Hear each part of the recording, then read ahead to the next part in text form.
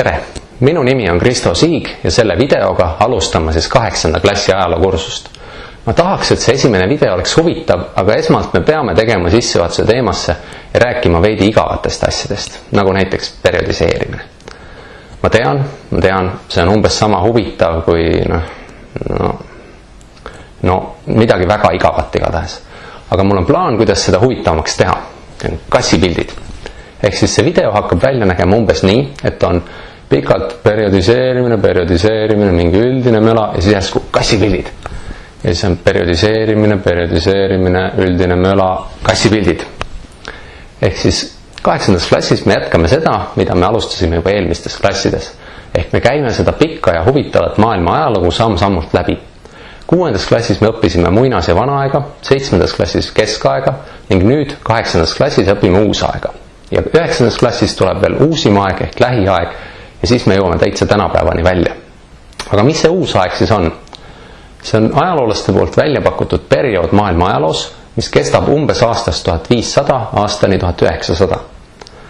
Mõnikord kasutatakse ka täpsemaid aastaarve, näiteks et keskaeg lõpeb ja uusaeg algab aastal 1492, kui Columbus jõudis Ameerikasse, või siis aastal 1517, kui Martin Luther algatas reformatsiooni.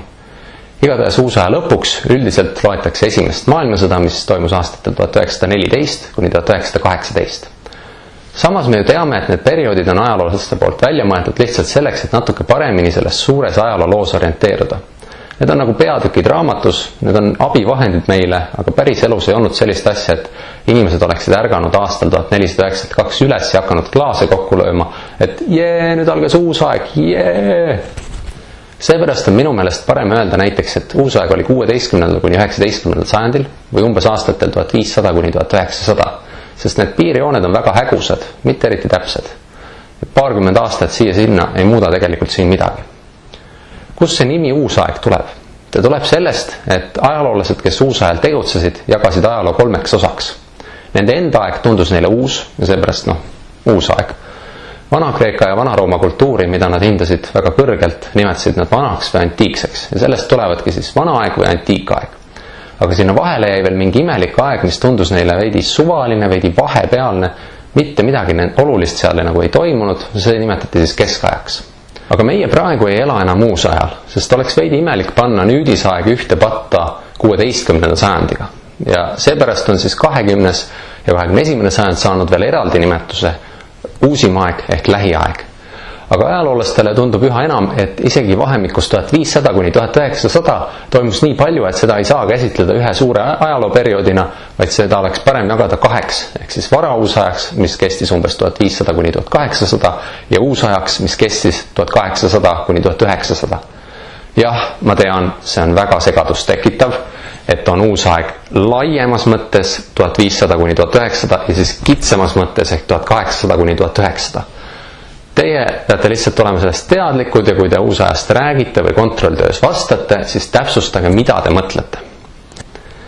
Mis meid uusaja selle laiemas mõttes uusaja juures siis ees ootab? Mis sellel perioodil maailma ajaloos toimub? Paljud asjad, millest keskaja lõpuga seoses oli juttu, mängivad suurt rolli ka varauusaja maailmas. Martin Lutheri algatatud reformatsioon näiteks viib selleni, et inimesed Euroopas hakkavad üksteist lihtsalt usu pärast maha lööma, ehk siis puhkevad ususõjad, mis kestavad üle 100 aasta.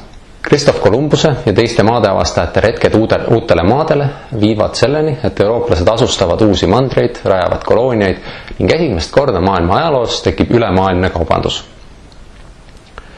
Keskaja lõpus oli alguse saanud ka selline asi nagu renessanss, mis tähendas Euroopa kultuurilist õitsengut ja antiikkultuuri taasavastamist. See igatahes jätkub varausaja alguses ning sellele järgnevad veel teaduslik revolutsioon ja valgustusajastu. Ehk siis uusajal tehakse ridamisi suuri teaduslikke avastusi ning püütakse inimmõistuse abil ka ühiskonda ja inimeste elu paremaks teha. 18. sajandi lõpus puhkeb Prantsuse revolutsioon ja Ameerika Ühendriigid saavutavad iseseisvuse. Siis hakatakse võitlema inimeste vabaduse ja võrdsuse ning demokraatliku ühiskonnakorralduse eest. Ja vana suuresti keskajast pärit ühiskonnakorraldus laguneb. Kitsamas mõttes uusajal ehk siis 19. sajandil toimubki siis pidev võitlus uue ja vana ühiskonnakorralduse vahel.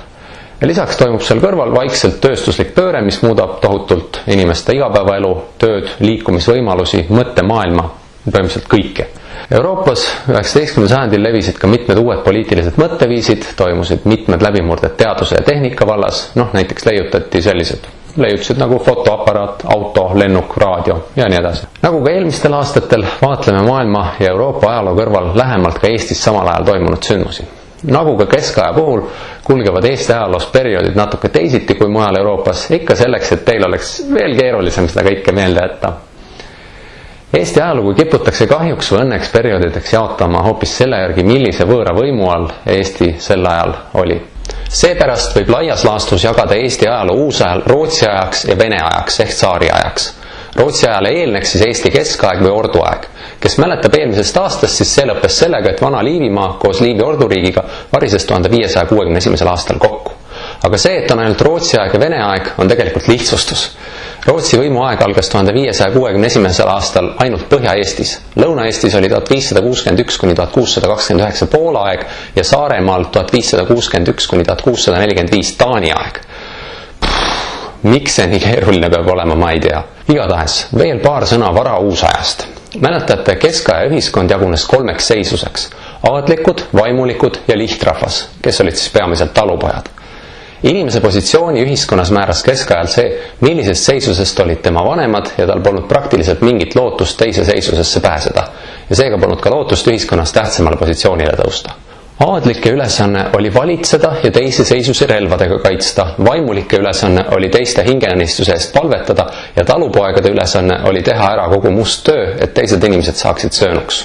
Keskaja jooksul hakkas tekkima veel ka selline seltskond nagu linnakodanikud, kes käisid küll lihtrahva alla, aga nad ei olnud talupojad, nad ei töötanud põllul, vaid olid näiteks kaupmehed või käsitöölised ja mõned neist, peamiselt siis kaupmehed, võisid saada näiteks kaubanduse teel väga rikkaks. Ühesõnaga, kõik see seisuslik kord jätkus vara uusajal. Ikka oli 3 seisust, ainult et lihtrahva hulgast tõusid linnakodanikud ehk kodanlus üha enam esile.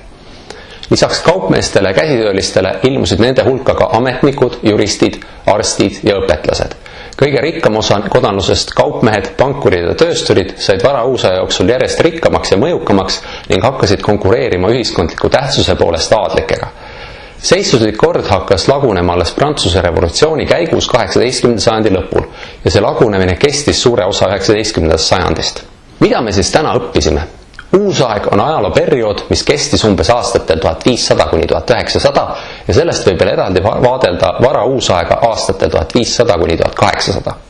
Eesti ala oli selles ajavahemikus Rootsi kuningriigi, natuke ka Poola ja Taani võimu all, alates 1710. aastast Vene tsaaririigi võimu all. Uusaja ühiskonnas ei toimunud 18. sajandi lõpuni ehk Prantsuse revolutsioonini kuigi olulisi muutusi, ühiskond oli jätkuvalt seisuslik, nagu see oli olnud keskajal. Ja see ongi kõik. Tänan kuulamast ja kohtume jälle!